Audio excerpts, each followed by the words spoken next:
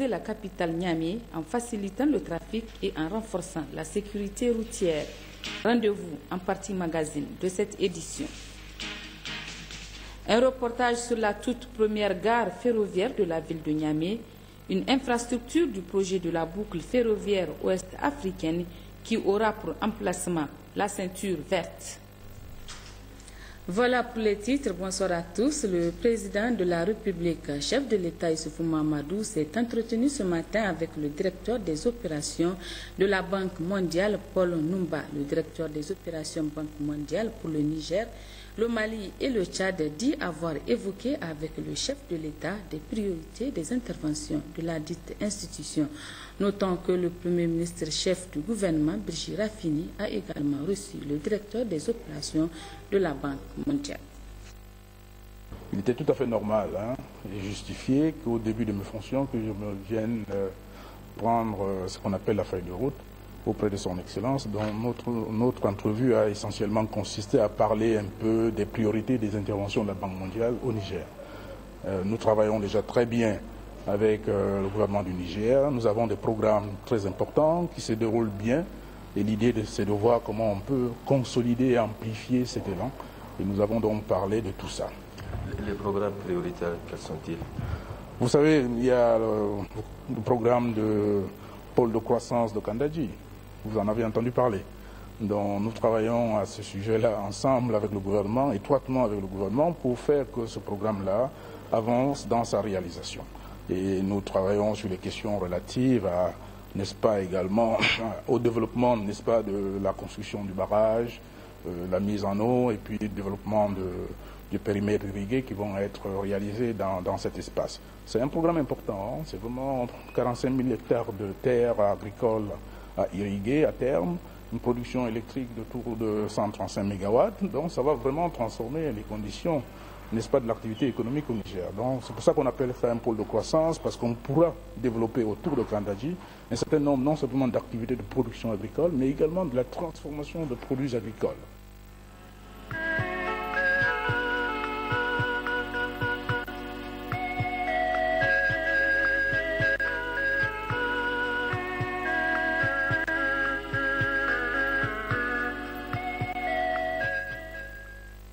Le président de la République, chef de l'État Issoufou Mahamadou, a procédé ce matin au lancement des travaux de construction de l'échangeur de la place des Martyrs, plus précisément au rond-point Kennedy, et l'aménagement de ses voies d'accès. L'objectif à travers ces travaux qui entrent dans le cadre de la modernisation de la ville de Niamey est de faciliter le trafic tout en renforçant la sécurité routière. Le résumé avec Mariam Dakou et Issoufou Samel.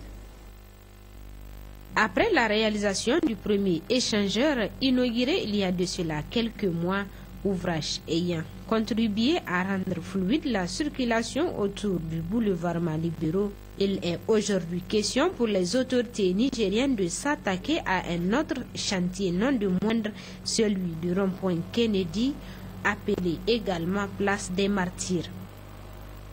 Voilà à quoi ressemble la place des Martyrs à la date d'aujourd'hui.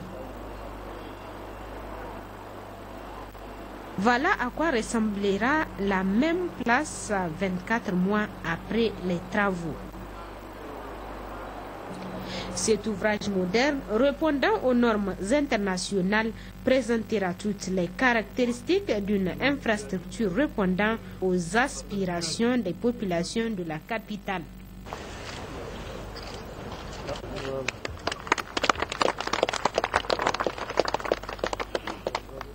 Le lancement des travaux de l'échangeur Place des Martyrs s'inscrit dans le cadre de la mise en œuvre du programme Niamey-Niala, un programme affirmé des autorités de la 7e République.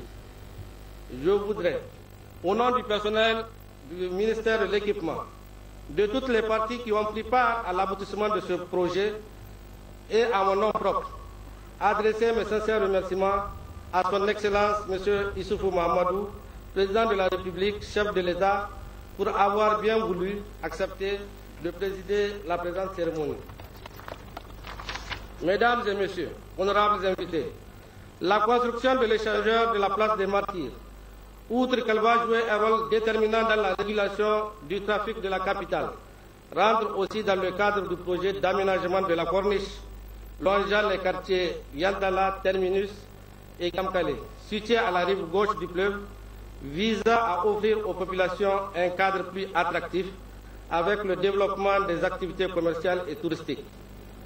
S'agissant de la circulation, ce carrefour jadis appelé rond-point Kennedy est un croisement des voies génératrices d'un important trafic vers ou en provenance des zones résidentielles, administratives, commerciales et d'activités diverses se trouvant sur les deux rives du fleuve Niger.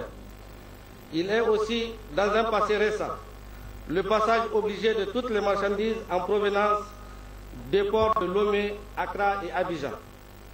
Le port Kennedy, ou rond-point place des Martyrs, reste aujourd'hui encore le véritable raccourci pour la population de la ville de Niamey pour joindre les deux rives du fleuve et surtout le centre-ville qui demeure le pôle principal des activités commerciales.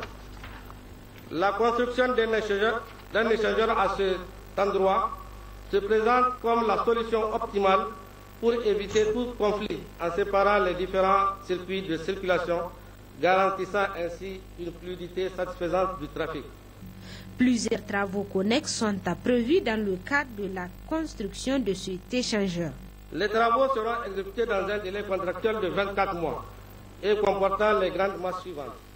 Le corps de l'échangeur proprement dit, le carrefour giratoire noyau de l'échangeur, les voies d'accès latérales, les travaux d'aménagement de la corniche de Gamkale en 2x2 voies, le boulevard KI87 reliant le deuxième point à la route de Saï, totalisant une longueur de 4,1 km couplée de bandes cyclables.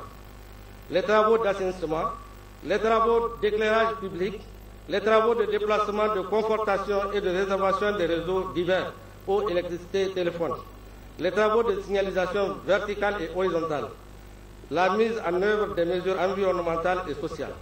Le gouverneur de la région de Niamey a mis à profit le lancement de ces travaux pour rendre un vibrant hommage au président de la République, chef de l'État, pour cette initiative louable. Ce projet conçu à n'en point douter un des grands projets Niamey-Niala, financé entièrement par le budget d'investissement de l'État du Niger, grâce à la volonté et à la détermination sans faille du président de la République, son Excellence, M. Issoufou Mahamadou.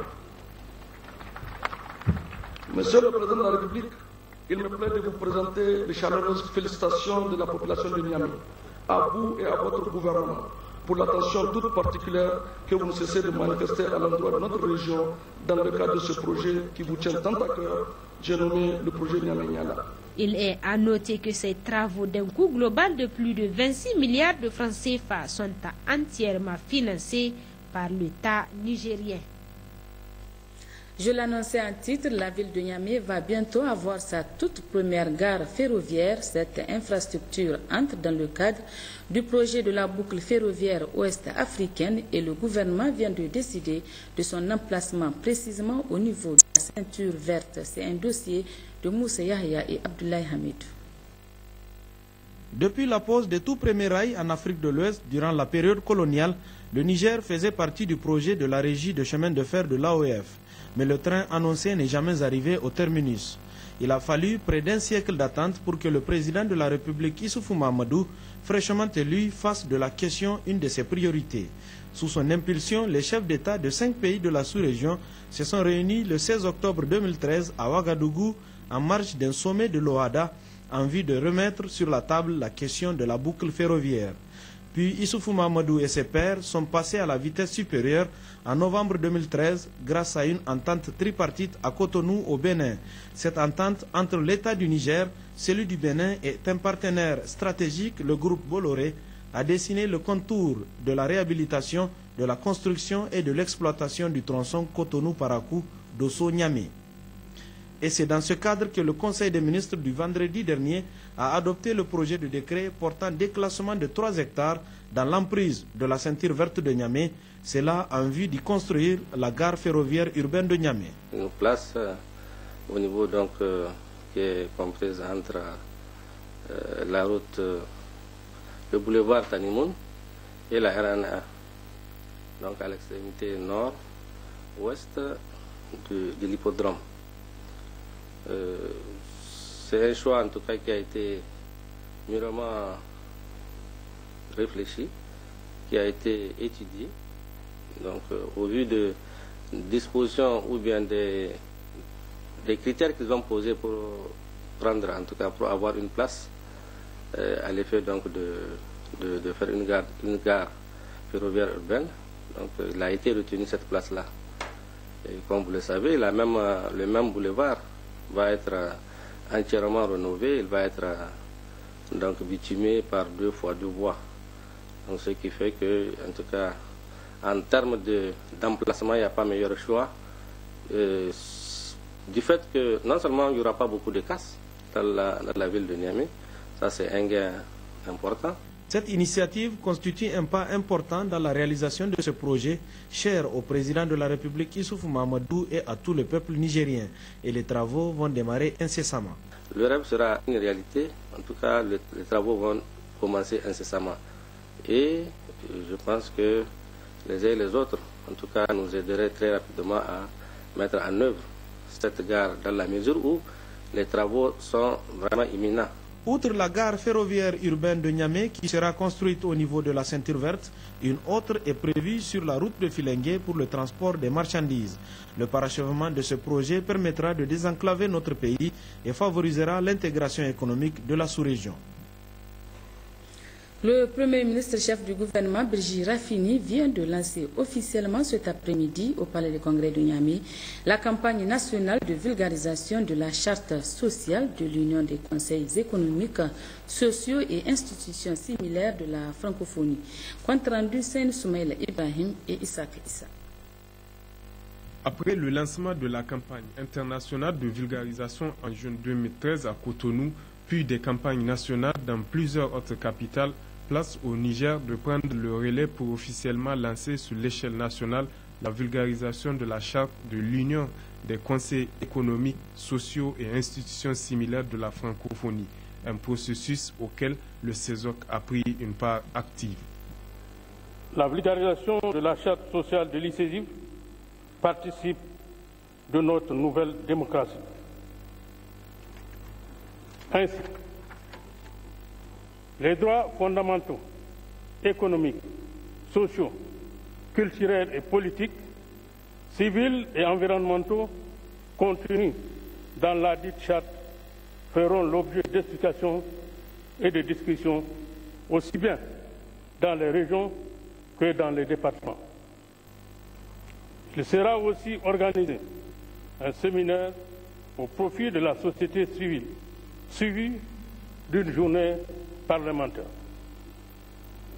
Des ateliers d'information-sensibilisation seront également tenus au profit des magistrats, des défenseurs des droits humains, puis au niveau des 4 universités et des grandes écoles.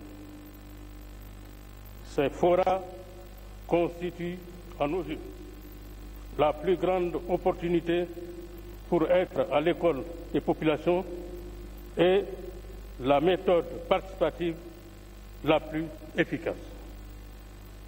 Cette démarche permettra en effet de mieux appréhender les préoccupations des populations et de faire en conséquence à l'exécutif et au Parlement les recommandations qu'appellent leurs attentes. Justement, l'exécutif, par la personne de son chef, Birji Rafini, s'est fait le devoir de souligner les véritables contours de cette charte sociale. Comme on peut le constater, la charte sociale ne crée pas de nouveaux droits, mais elle constitue un cadre référentiel qui aide à observer, évaluer et proposer des voies d'amélioration de la mise en œuvre des droits économiques, sociaux, culturels et environnementaux. Cette charte est un excellent outil de veille qui doit aussi contribuer à la promotion de la diffusion du droit et l'accès à la justice, tel que prescrit par notre loi fondamentale. Mesdames et Messieurs, la prise en charge effective de tous les paramètres liés à la protection et à la promotion des droits humains est un défi que se doivent de relever les États et gouvernements membres de la francophonie. Sur ce plan, force est de reconnaître que notre pays, le Niger, a enregistré des progrès importants, non seulement en s'acquittant des obligations qui incombent aux États partis, mais aussi en se dotant d'un dispositif institutionnel et juridique pertinent et aussi en adhérant aux instruments régionaux et internationaux. Au Niger, c'est le représentant de l'Union européenne, puis le président de la Commission nationale des droits de l'homme qui étaient les premiers bénéficiaires de cette charte de l'ICCIF en phase de vulgarisation. Je vous donne lecture de ce communiqué. Le gouverneur de la région de Niamey a l'honneur de rappeler au collectif des syndicats de taxi et de transport urbain qui comptent organiser une grève de 48 heures le mercredi 19 et jeudi 20 février 2014 que la grève est un droit reconnu par les lois et règlements de la République, mais aussi la liberté d'aller et venir est protégée par l'article 32 de la loi fondamentale et l'article 33 de la Constitution du 25 novembre 2010 reconnaît à tous les citoyens le droit au travail. Tout celui qui enfreindrait ces dispositions s'exposera aux rigueurs de la loi conformément au texte en vigueur. Deuxième communiqué, suite au préavis de grève lancé par certains syndicats du secteur des transports, le ministre des Transports, la ville de Niamey et la Sotrini ont l'honneur d'informer la population de Niamey que des bus des sociétés assurant le service régulier de transport interurbain de voyageurs seront mis en circulation le mercredi 19 et le jeudi 20 février 2014. Cette action vise à assurer la continuité de la mobilité des populations de la ville de Niamey. Et par rapport justement à cette grève des conducteurs de taxi, nous recevons ce soir sur ce plateau le maire président du conseil de ville de Niamey, M. Seydou Hassan. Bonsoir, M. le maire central. Et quel commentaire faites-vous après lecture de ces deux communiqués? Bonsoir, madame.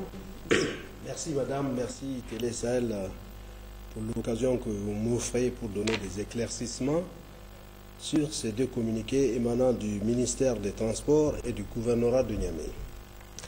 En effet, le Synco Taxi a initié un mouvement de grève pour les mercredis 19 et jeudi 20 février 2014.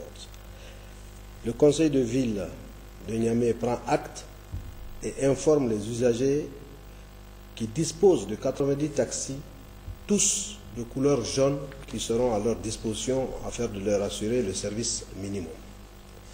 Ces taxis seront appuyés par une vingtaine de bus. Les heures de couverture vont de 6 h du matin à 21 h le soir. Ainsi que les communiqués précédents l'annonçaient, la Constitution de la 7e République garantit effectivement le droit de grève que nous respectons pleinement. Cependant, tous les taxis qui veulent travailler pourront le faire dans la sérénité, toutes les dispositions étant prises par la ville pour le bon déroulement de ce service minimum. C'est donc l'occasion pour moi de remercier les autorités de la 7e République ainsi que tous ceux qui nous ont accordé des facilités pour la mise en œuvre de ce service minimum afin de réduire au maximum les nuisances occasionnées à nos vaillantes populations. Je vous remercie, madame. Merci, monsieur le maire central. Avez-vous un autre message à transmettre aux populations de Niamey dans le cadre de cette grève? Alors, la population doit vaquer normalement à ses occupations. Il n'y a aucune inquiétude. C'est des taxis qui appartiennent à la ville, qui ne sont pas les couleurs qu'on connaît habituellement, puisque nous devons les mettre en circulation après toutes les formalités d'usage. Mais malheureusement, nous anticipons leur mise à la consommation avec l'événement que je viens de citer et qu'il n'y a aucune inquiétude. Les conducteurs sont répertoriés et connus, donc c'est en toute sécurité que les Niaméens peuvent emprunter ces taxis-là. Si d'aventure il y a des réclamations à faire après une course dans ces taxis, effectivement, nous sommes à l'écoute au niveau de la Sotrini pour enregistrer éventuellement les plaintes qui surviendraient à l'issue de ces 2 journées. Est-ce que des mesures de sanctions sont prévues à l'endroit des conducteurs de taxi qui vont respecter, qui vont suivre cette grève? Non, il n'y a pas de sanctions en tant que telles. Le droit de grève est reconnu, comme je le disais par notre Constitution et nous allons nous y conformer absolument. Par contre, il ne sera pas acceptable et tolérable que les gens qui veulent faire grève empêchent à ceux qui veulent travailler de le faire. Et là, effectivement, comme je l'ai dit, les dispositions sont prises effectivement pour interpeller tout individu qui tenterait éventuellement d'empêcher à ce que ce service minimum soit correctement fait. Et si des vandales éventuellement, puisque nous avons entendu qu'ils se préparent pour vandaliser ces taxis, eh bien celui qui est pris sera face à la rigueur de la loi. Merci, Monsieur le maire central, pour toutes ces précisions et restez avec nous pour la suite de cette édition. Merci. Le syndicat des conducteurs de taxi, Syncota, et le club des jeunes taximens de Bukoti informent leurs militants que la grève envisagée par certains acteurs du secteur ne les engage pas. En conséquence, ils appellent leurs militants à vaquer régulièrement à leurs occupations. La déclaration est lue par Mokhtar Abbas. C'est le Syncota et le club des jeunes taximans de Bukoti. C'est pour informer l'opinion publique que demain, la grève de 48 heures que nos grands frères syndicalistes ont décidé de faire, que nous ne la soutenons pas. Demain, il y aura taxi à Niamey. Pour des raisons, on a fait une grève de 6 jours, on n'a pas reçu satisfaction. On a fait une grève de 24 heures, on n'a pas reçu satisfaction. Donc la grève n'a pas raison d'être. Le gouvernement a décidé, ils ont dit qu'il ne peut pas, suite à des négociations, ils ont dit qu'ils ne peuvent pas diminuer le carburant. C'est en 2016 qu'ils vont diminuer. Donc, même si nous partons en grève de 48 heures, ils ne vont pas diminuer l'essence. Donc, nos grands frères syndicalistes qui ont décidé d'aller en grève, ils ne sont pas sur le terrain. Nous sommes des conducteurs de taxi. Et ils sont à part, ils ne conduisent pas le taxi. Donc, c'est nous qui subissons les conséquences. C'est pour cela que nous avons décidé avec nos militants d'informer la population de Niamey que demain il y aura taxi. Et puis c'est par respect de nos grands frères que nous sommes venus les informer, que ça ne leur surprend pas, que nous on ne soutenons pas la grève. Le Syncota et le club des jeunes taximans. Demain nous allons travailler, après-demain nous allons travailler. Et puis tout taximan qui veut travailler, il n'a qu'à travailler. C'est ça l'inquiétude. Il n'y a personne qui va t'inquiéter de travailler.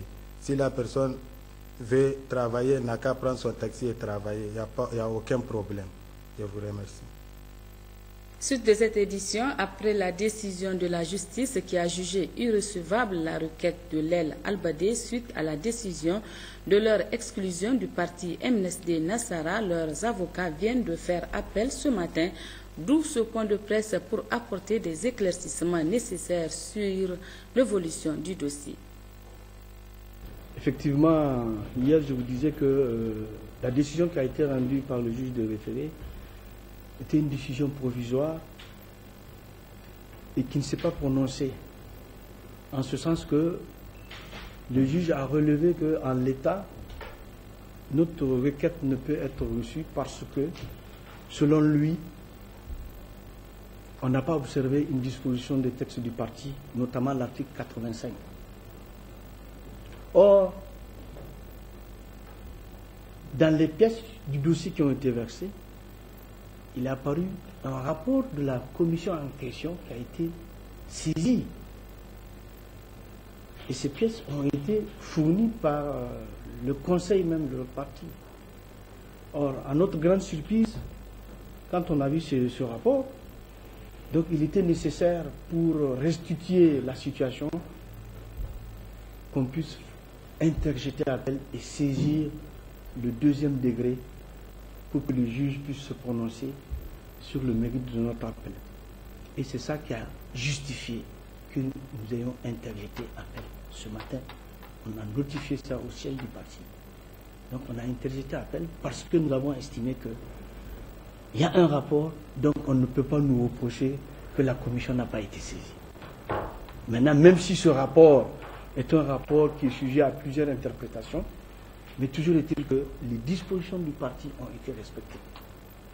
Donc, en interjetant appel, nous estimons que le juge d'appel va restituer les choses dans leur véritable contexte. Et en plus, une décision d'irrecevabilité ne veut pas dire qu'on a dit qu'une partie a gagné et l'autre partie a perdu. C'est irrecevable en l'état. Ça veut dire qu'on peut revenir si la situation a été corrigée. Or, déjà, il y a une pièce qui montre que cette même commission a été retenue. Donc là, il y a une appréciation qu'il faut porter à nouveau devant le juge d'appel. Et donc, c'est pour cela que nous avons interjeté l'appel. Et je pense qu'à ce niveau, avec ces éléments, peut-être dans le mérite de l'appréciation de notre appel, le juge va trouver maintenant à rentrer dans le dossier et à examiner le bien fondé de notre demande. Et pour tirer les conséquences de la décision du juge de référé, il a expliqué tout à l'heure en disant que lorsque la décision a été prise, le juge a déclaré la requête irrecevable. Ça veut dire qu'on a renvoyé les parties au statu quo, c'est-à-dire que au statut d'avant la saisine du tribunal. Ça veut dire que toutes les parties sont au même pied d'égalité, chacun peut continuer à intervenir, parce que le juge n'a pas dit que c'est une elle qui a raison et c'est l'autre elle qui a tort. C'est-à-dire que c'est au statu quo ante. Maintenant, le litige est transporté devant la cour d'appel, qui va statuer et sur le droit par rapport à la saisine et sur les faits qui se sont passés. Vous avez compris? Donc, dire que, c'est-à-dire qu'une partie a raison, une partie a tort et l'autre partie ne peut pas parler ou bien l'autre partie peut parler, ce n'est pas ça la conséquence de la décision d'irrecevabilité. Le juge a déclaré la requête irrecevable en l'état. Ça veut dire qu'il ne s'est pas prononcé sur le fond. Ça veut dire que les parties sont sur le même pied d'égalité avant la saisine. Maintenant, à partir de l'appel que nous avons fait ce matin, ça veut dire qu'on a transporté le juge devant le juge d'appel et le juge d'appel va trancher par rapport à cette question. Qui va continuer à parler au nom du MSD Nassara. Je pense que c'est peut-être un problème d'incompréhension qui a fait que je n'ai pas compris, mais les parties sont à l'état jusqu'à la décision de la Cour d'appel. Le ministre d'État, ministre de l'Agriculture Abdoulaye a effectué hier une série de visites sur les aménagements hydro-agricoles de Djambala et Lougabou dans la région de Tillabéri. Il était accompagné des autorités administratives de Tillabéri, du coordinateur régional 3N et des cadres centraux et régionaux de l'agriculture. Compte rendu Abdoulaye Soumana et Jiponou. La première étape de cette série de visites a conduit le ministre d'État, ministre de l'Agriculture Abdoulaye et sa délégation sur l'aménagement hydro-agricole de Djambala. D'une superficie de 581 hectares, cet aménagement est mis en valeur par 1975 exploitants, dont 13 femmes qui pratiquent la riziculture et le maraîchage. La deuxième étape a été l'aménagement hydro-agricole de Gabou, d'une superficie de 800 hectares.